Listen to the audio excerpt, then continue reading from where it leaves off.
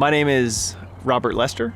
I am the youngest of four boys. I grew up in Northern California. Part of my parents came here as part of a spiritual dream to start an olive orchard. I work in Paradise Unified.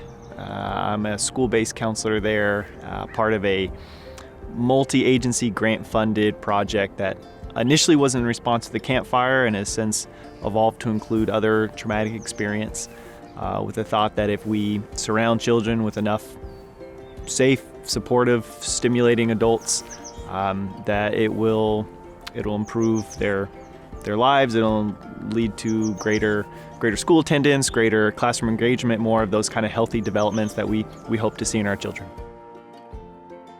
What I see young people, what I see, and so I am limited in my view, but the little that I get to see, I see young people struggling with a kind of rootlessness that we are, or maybe a restlessness, certainly that seems to be in our generation, and that's some of that is the kind of technology creep into our lives.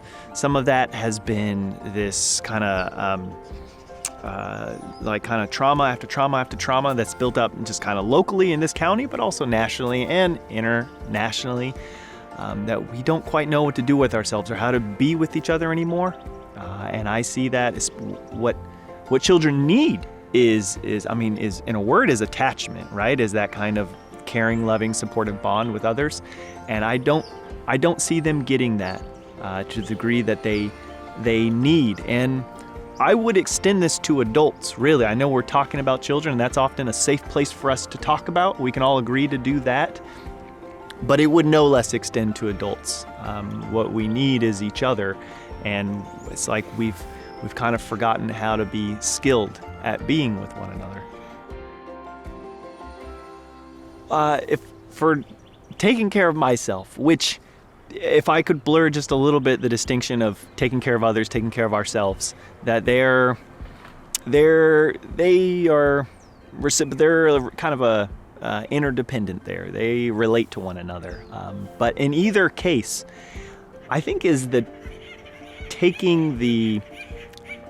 a counseling cliche here, but taking the emotion seriously, not as something that is passing, not as something that's necessarily to be regulated, though that's often a common word that's in the currency of counseling. We often talk about self-regulation, co-regulation, but no, emotion as an upheaval of thought, emotion as goodness, as a gift, and as something that can be, if held well, if it can be, I think it's the most important part of being alive. It's kind of what we have as an organism.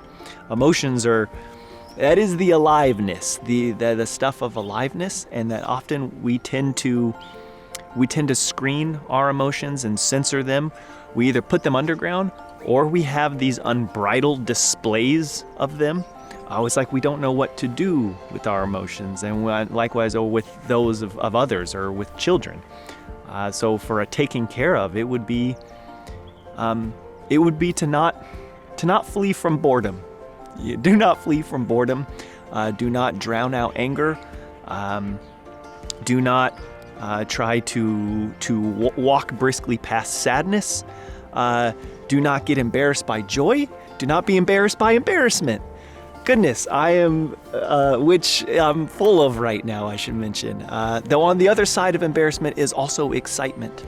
And that in some ways, these are the best parts of being alive. Even the heartbreak. And I hope I don't mean that in a Pollyannish way. I don't mean that to say like it's all some, endless good. But that is how I wish people would take care of themselves and take care of each other. And so certainly that's what I try to practice on my best days, when I had enough sleep and I feel up to it.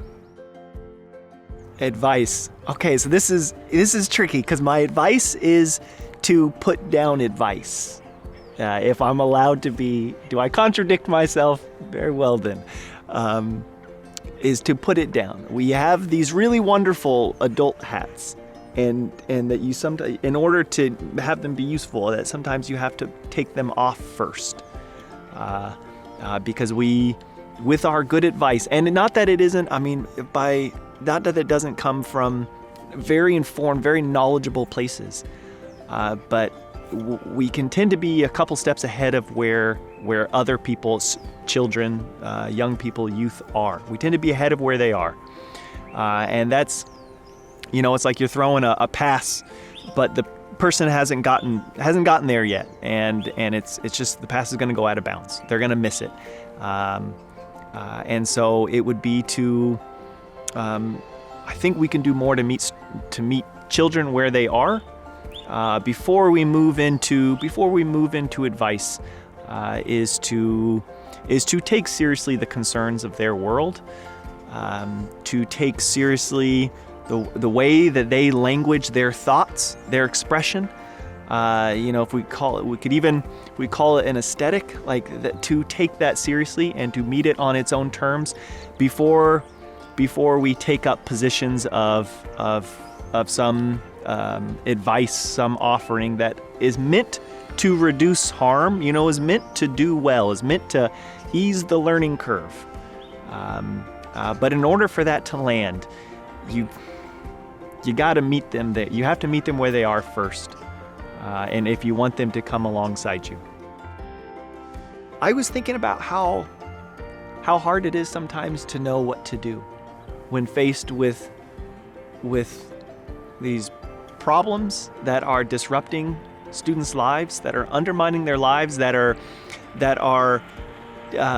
usurping their reputation and spoiling their identity. There's often times where I'm like, I don't know what to do. I hope there's a professional in the room who can deal with this, and which is a scary place for me, like professionally, and also just for someone who I want to care. I give a shit, and not knowing what to do is a scary place to be.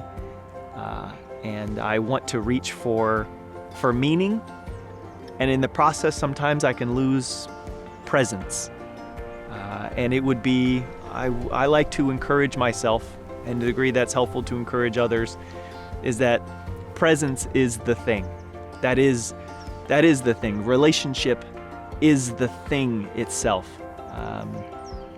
And to,